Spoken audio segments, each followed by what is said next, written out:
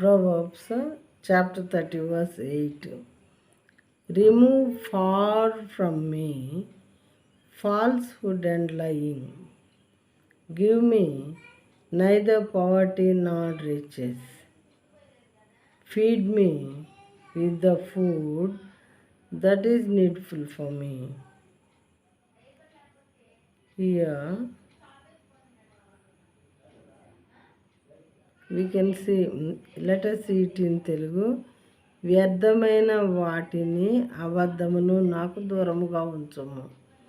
వ్యర్థమైనది ఏది నా దగ్గరకు రానివద్దేవా, అబద్ధాలను కూడా నాకు దూరంగా ఉంచండి. రెండు దూరంగా ఉంచండి. నాకు పేదరికమునైనను ఐశ్వర్యమునైనను నాకు దయచేయకుము.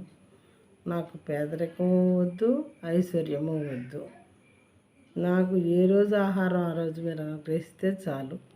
తగినంత ఆహారం నాకు అనుగ్రహింపము. ఇది భక్తుడు కోరుకుంటున్నాడు దేవుణ్ణి.